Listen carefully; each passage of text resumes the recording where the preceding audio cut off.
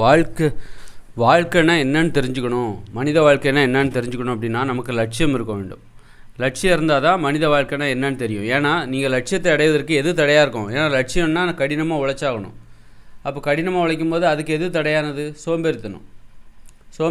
அப்போ சோம்பேறித்தனத்துக்கு என்ன காரணம் அப்படின்னு நம்ம பார்க்கணும். உணவுகள் காரணமாக இருக்கும், தகாத உறவுகள், தேவையில்லாத நண்பர்கள், இவங்கெல்லாம் உறவுமுறை காரணமாக இருக்கும் நம்ம சோம்பேறித்தனத்துக்கு. நம்மளை உழைக்க விடாமல், ஒரு லட்சியத்தை நோக்கி போக விடாமல் தடுக்கிற உணவுகள், போதை பழக்க வழக்கங்கள், அப்புறம் உறவினர்கள், நண்பர்கள், இவங்களில் யாராவது நமக்கு தகாதவர்கள் இருந்தாங்கன்னு வச்சுக்கோங்க, அவங்க நம்மளை நமது சோம்பேறித்தனத்துக்கு இதெல்லாம் காரணம்.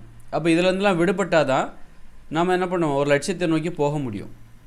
அப்போ நீங்கள் லட்சியவாதியாக இருந்தால் தான் நமக்கு எதிரானவர்கள் யாருன்னு உங்களால் கண்டே பிடிக்க முடியும்.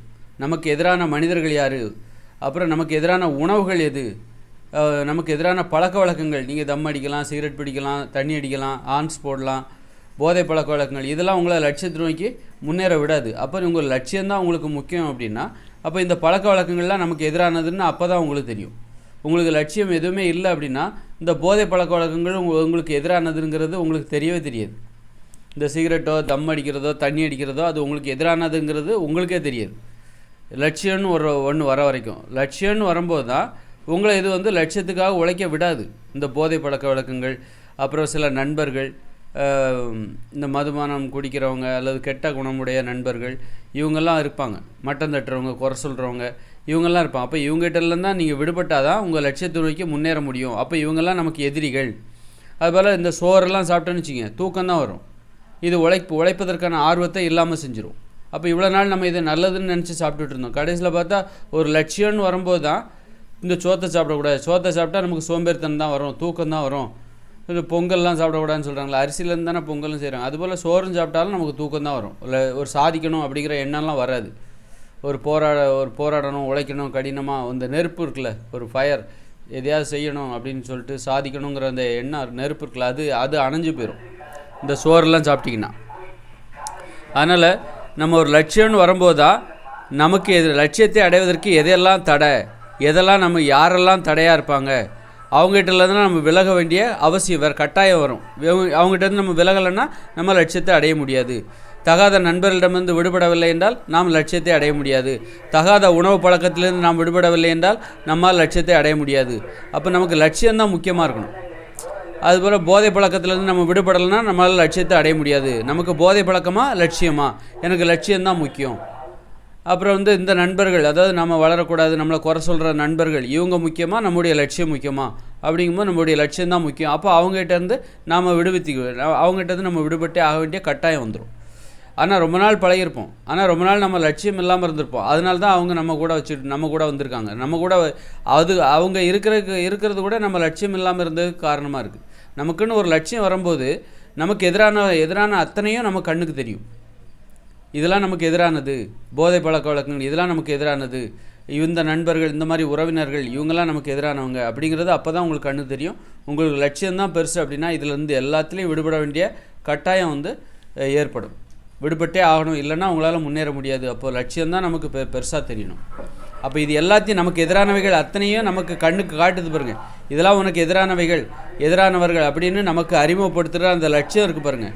அந்த லட்சியம்தான் நமக்கு வாழ்க்கையில் பெருசாக தெரியணும். லட்சியம்தான் உங்களுக்கு எது வாழ்க்கை, எது மனித வாழ்க்கையில் நாம் எப்படி நடந்துக்கணும். அப்புறம் உடற்பயிற்சி பண்ண வேண்டிய கட்டாயத்தை அது சொல்லும். நீ உடற்பயிற்சி பண்ணாதான்ப்பா உன் லட்சியத்தை நீ அடைய முடியும். அப்போ என்ன பண்ணும், வேறு வழி இல்லாமல் உடற்பயிற்சி தான் நம்ம செஞ்சே ஆகும். ஏன்னா எல்லாத்தையும் கடைபிடிக்கிறதுக்கு நமக்கு ஒரு கட்டாயம் தேவையாக இருக்குது, ஒரு நிர்பந்தம், நெருக்கடி தேவையாக இருக்குது. இல்லாமல் நம்ம எதையுமே பண்ண மாட்டோம். அப்போ லட்சியம்தான் அந்த நெருக்கடியை உங்களுக்கு கொடுக்கும். ஏன்னா லட்சியத்தை அடைவதற்கு நீங்கள் கடினமாக உழைச்சாகணும். சாதாரணமாக இருந்துட்டு லட்சியத்தை அடைய முடியாது. லட்சியத்திற்காக நீங்கள் சிறப்பு கவனம் செலுத்தி ஆகணும், சிறப்பு முயற்சி எடுத்தாகணும், கடினமாக உழைச்சாகணும். அப்போ அதற்கு தடையாக இருப்பது எது? உடற்பயிற்சி பண்ணாமல் இருப்பீங்க. இப்போ வேறு வழியே இல்லை, லட்சியத்தை அடைஞ்சால் நீ உடற்பயிற்சி பண்ணி தான் ஆகணும். இப்படி நிறைய அப்போ நல்ல உணவுகளை சாப்பிட்டாகணும். இப்போ அதுவே நீங்கள் பரோட்டாலாம் சாப்பிட்றீங்க, சோறு சாப்பிட்றீங்க, ஃப்ரைட் ரைஸ் சாப்பிட்றீங்க, பிரியாணி சாப்பிட்னா சோம்பேறித்தனம் வரும். அந்த சாதிக்கணும், எதாவது செய்யணும், கடினமாக உழைக்கணுங்கிற அந்த எண்ணமே வராது. இந்த சோத்தை சாப்பிட்டு அதிலே திருப்தி அடைஞ்சு தூங்க ஆரம்பிச்சிருவாங்க. அப்போ இந்த உணவெல்லாம் எதிரானது. அந்த உணவை அப்போ எதிரானதுன்னு நினச்சி அந்த உணவை சாப்பிடாமல் இருக்கும்போது உங்கள் உடம்புக்கு ஆரோக்கியம் கிடைக்கும். அப்போது ஒரு லட்சியம் நமக்கு ஆரோக்கியத்தை பரிசாக கொடுக்குது.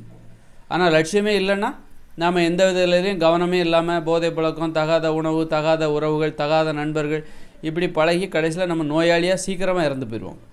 அப்போ நம்ம லட்சியத்தை தான் நம்ம பெருசாக நினைக்கணும். லட்சியம்தான் நம்ம அதிக காலமும் ஆரோக்கியமாக வாழ்வதற்கும் புகழ் கிடைப்பதற்கும் காரணமாக இருக்குது. லட்சியம்னு வரும்போது தான் நம்மளை 4 பேர் மதிப்பாங்க.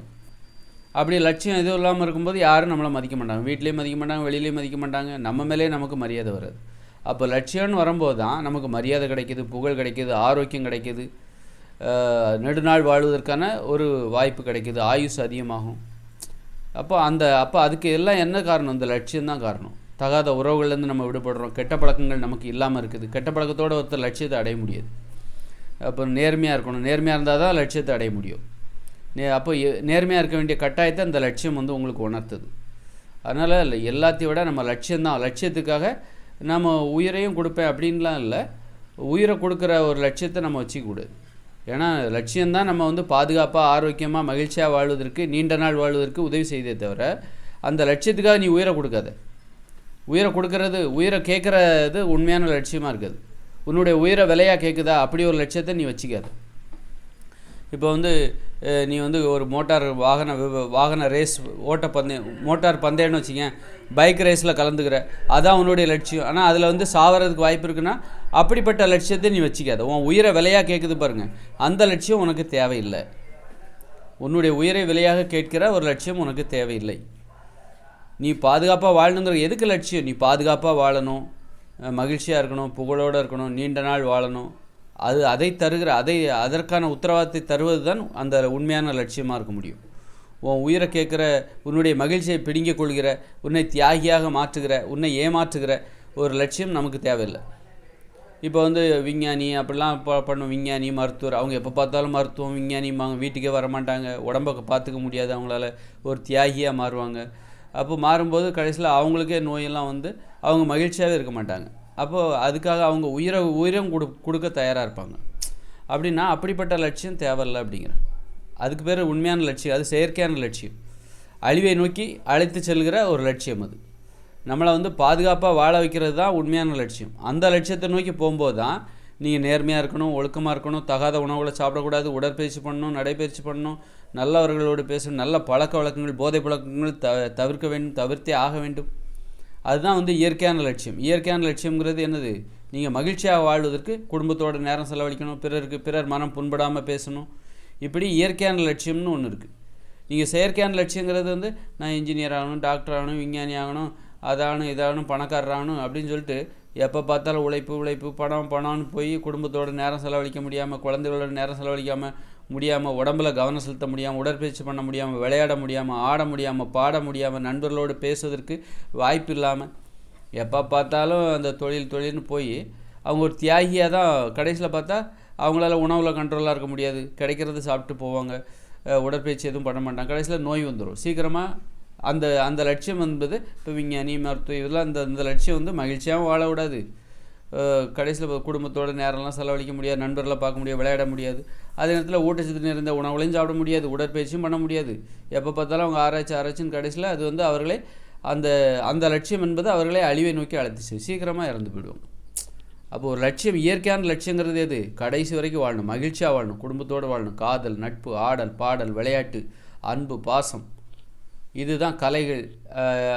இதுதான் உடல் உழைப்பு நடக்கிறது, இந்த மாதிரி உடல் உறுதி, உடல் ஆரோக்கியம், இதெல்லாம் எல்லாவற்றையும் உன்னை 120 வருஷம் வாழ வைக்கிறது தான் உண்மையான லட்சியம். அதுதான் இயற்கையான லட்சியம்.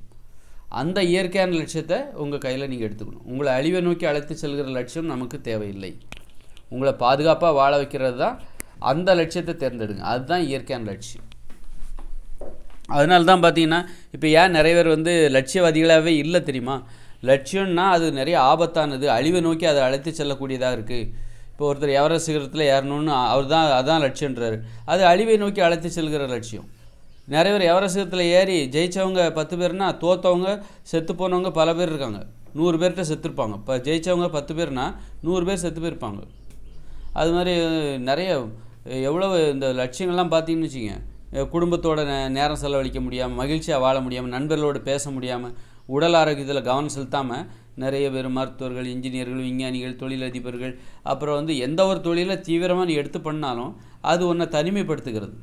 உடல் ஆரோக்கியத்திலிருந்து, உடற்பயிற்சி எதுவும் செய்யாமல் உறவு முறைகளிலிருந்து, குடும்பத்திலிருந்து உன்னை தனிமைப்படுத்தி உனது மகிழ்ச்சியை பிடிங்கி உன்னை அழிக்கிறது. சீக்கிரமாகவே வெறுப்பு, சலிப்பு வந்து சீக்கிரமாகவே நோய் வந்து சாவடிக்கிற லட்சியம். அதனால தான் மனிதர்கள் பெரும்பாலும் எனக்கு லட்சியம் எதுவும் இல்லை அப்படின்றாங்க. சேஃபாக இருக்கிறது தான் புத்திசாலித்தனம்னு சொல்லிட்டு எனக்கு எந்த லட்சியமும் இல்லை அப்படின்னு சொல்லிடுறான். ஏன்னா லட்சியம் என்பது அழிவை நோக்கி அழைத்து செல்லக்கூடியதாக இருக்குது.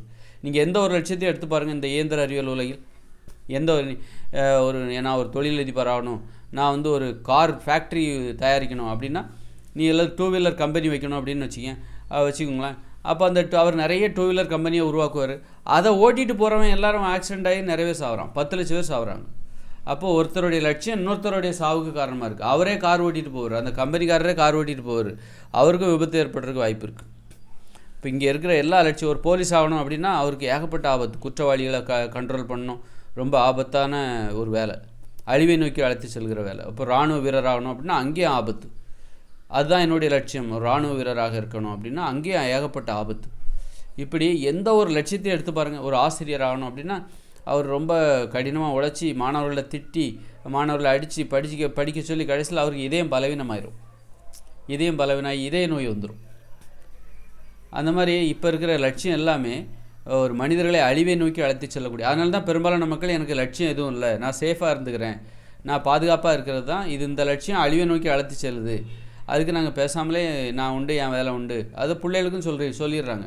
இந்த மாதிரி ஏதோ ஒரு வேலை பாரு, நீ உண்டு, தேவையில்லாம் பிரச்சனைகள்லாம் போவாத, வந்தோமா வாழ்ந்தோமா நிம்மதியாக தூங்கினோமா போதும், எதுக்கு இதெல்லாம் அப்படின்னு சொல்லிட்டு அழிவை நோக்கி அழைச்சி செல்கிற உனக்கு தேவையில்லை. இந்த லட்சியங்கள் எல்லாமே உன்னை அழிவை நோக்கி தான் அழைச்சிடணும். எந்த ஒரு லட்சியமாக இருக்கட்டும், அது உங்களை ஒரு அரசியல்வாதியாக இருக்கட்டும், நீ அரசியல்வாதி ஆகிறியா, உனக்கு எதுக்கு அவ்வளோ பாதுகாப்பு கொடுக்குறாங்க? அவருக்கு அவ்வளோ ஆபத்து இருக்குது. ஒரு அரசியல்வாதிக்கு அவர் ஆட்சி, ஒரு எம்எல்ஏ மந்திரி ஆகிட்டேன்னு வச்சுக்கோங்க, அதில் அவ்வளோ ஆபத்து இருக்குது. ஒரு நடிகர் ஆகிறியா, அதுலேயே அவருக்கு ஏகப்பட்ட ஆபத்து. ஸ்டண்ட்டு காட்சியிலலாம் நடித்து கீழே விழுந்து கைகால் எலும்பு முறிஞ்சு ஏகப்பட்ட ஆபத்து. அவருக்கும் நிறைய கொலை மிரட்டல், நிறைய அப்போ அவரும் நிறைய பாதுகாப்போடு தான் வருவார். அப்போ இந்த நீ லட்சியவாதி ஆகிட்டாலே உனக்கு நிறைய ஆபத்து, அழிவை நோக்கி அழைத்து செல்லக்கூடியதாக இருக்குது. அதனால தான் தேவையில்லை, இந்த லட்சியமே தேவையில்லை. நீ சேஃபாக குடும்பம் சந்தோஷமாக பொண்டாட்டி பிள்ளைகளும் சந்தோஷமாக வாழ்ந்தியா, பிள்ளைகளுக்கும் நீ வெளியே போனியா, வீடு வந்து சேர்ந்தியா, வந்துட்டியா, படுத்து தூங்கு, உடம்பு தான் முக்கியம் அப்படின்னு சொல்லி இந்த லட்சியம்லாம் தேவையில்லை அப்படின்னு அவங்க சொல்கிறாங்க. அப்படி சொல்கிறது சரியா? எது சரியில்லை? இந்த உலகம் போர்க்களம் நிகழ்ந்தது. நீங்கள் போர்க்களத்தில் நான் சண்டைக்கு வரல, இது போர் நடந்துகிட்டு இருக்கிற ஒரு உலகம். இந்த உலகத்தில் அழிவை நோக்கி போகிறது தான் ஏற்றுக்கிட்டு தான் வரணும். நீ ரோட்டில் போகிற, ஆக்சிடெண்ட் ஆகிறது, ஆனால் எல்லாத்தையும் ஏற்றுக்கிட்டு தானே ரோட்டில் போகிறோம். அதனால் இந்த இயந்திர அறிவியல் உலகம் என்பது ஒரு போர்க்களம். இந்த போர்க்களத்தில் நாம் வந்து அழிவை பார்த்து பயந்துட்டு பாதுகாப்பாக வாழணும்னு வீட்டில் உட்காந்தோன்னு வச்சுக்கோங்க. அப்போ அது வந்து நமக்கு ஒரு பயந்தாங்குழித்தனத்தை ஏற்படுத்தும், இன்னும் பல பிரச்சனைகளை உருவாக்கும். அதனால் இது போர்க்களம் தான், இந்த உலகம் போர்க்களம் தான், அழிவை நோக்கி போகிற ஒரு உலகம் தான். இதோட போய் அந்த அழிவை எப்படி தடுத்து நிறுத்துறது? இது அழிவை நோக்கி போயிட்டுருக்கு, அதை அப்படியே தடுத்து நிறுத்த முடியாது. இதோடையே போகணும், போய்கிட்டு இது அழிவை நோக்கி போகுது, இங்கே பாருங்கள், நீங்கள் போகாதீங்க, இப்படி போங்க அப்படி போங்கன்னு சொல்லணும். அப்போ நம்ம வந்து இந்த உலகத்தில் அழிவை நோக்கி போகிறது தான், யாரும் வந்து இதில் தப்பவே முடியாது. இந்த லட்சியம் என்பது அழிவை நோக்கி போகிறது. ஆனால் அது போய்கிட்டே நம்ம என்ன பண்ணணும்? அதை தடுத்து நிறுத்துறதுக்கான நம்ம முயற்சிகளை பண்ணி தான் ஆகணும். லட்சியம் எதுவும் இல்லாமல் இருக்கிறது புத்திசாலித்தனமானது கிடையாது. நீங்கள் டைரெக்டாக அழிவை நோக்கி போகாமல் பாதுகாப்பான லட்சியங்களும் இருக்குதுங்க. உங்கள் லட்சியத்தை நீங்கள் எப்படி பாதுகாப்பாக செய்யலாம் அப்படிங்கிற வழிமுறைகளும் இங்கே இருக்குது. அதை நம்ம தேடி நம்ம செய்கிற முறையில் தான் இருக்குது. அதனால் வந்து இந்த உலகம் இருக்கிற வரைக்கும், இந்த இயந்திர அறிவியல் உலகம் இருக்கிற வரைக்கும் 2040 வரைக்கும் இந்த இயந்திர அறிவியல் உலகம் இருக்கும். அதன் பிறகு படிப்படியாக செயலிழக்க தொடங்கிடும். அது வரைக்கும் நம்ம என்ன பண்ணணும் அப்படின்னா, இந்த அழிவை நோக்கி போகிற இந்த உலகத்தோடு இணைந்து தான் நாம் வந்து சில ஆக்கப்பூர்வமான அழிவை நோக்கி போகிற இந்த உலகத்தின் போக்கை வந்து தடுத்து நிறுத்துவதற்கான வழிகளை நம்ம செஞ்சாகணும்.